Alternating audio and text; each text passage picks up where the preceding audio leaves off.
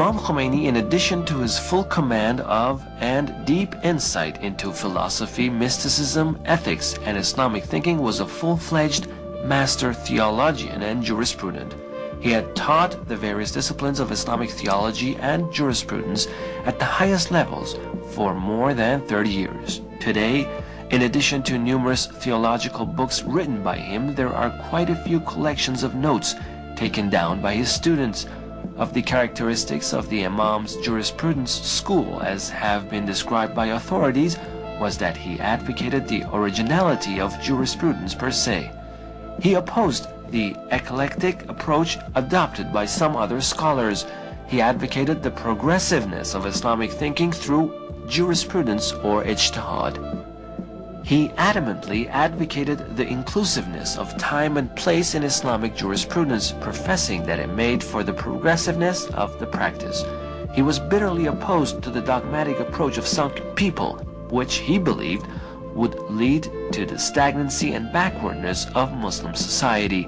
Meanwhile, he was quick to point out progressive jurisprudence did not make for the slightest compromise on the principles which remain eternally valid and in force.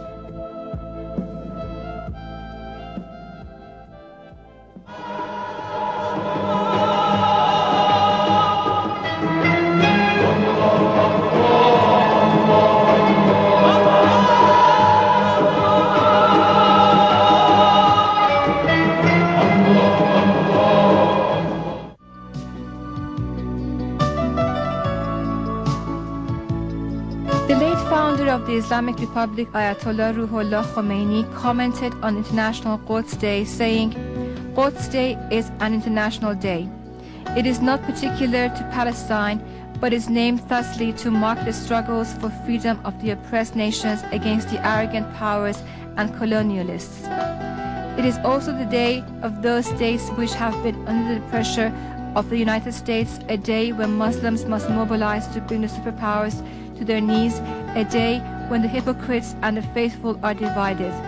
The faithful value this day and do what they are expected to do on this day. But some governments which are dependent on superpowers and are allies of Israel remain indifferent towards the International Day of Quds. They prevent their people from staging demonstrations to mark it. Quds Day is the day when the oppressed nations move to resist the arrogant powers and determine their own fate. All nations should then rise up against the tyrants on this day. They should follow Iran's example in doing away with the arrogance and removing the elements of corruption.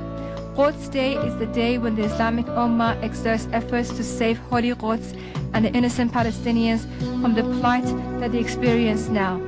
It is a day when the oppressed people should become free from the control of the arrogant powers, when they should win independence. Quds Day is the day when the faithful nations warn the superpowers to give up their grip on the oppressed countries. Israel is the enemy of humanity and Islam and continues to create tension and shed the blood of our brothers in the region. The expansionist powers should know that there is no longer room for them in the Islamic nations or in the region. They are in isolation. The colonialists shouldn't be allowed to put hands on the Islamic states. Their agents in the Islamic states should be removed from power.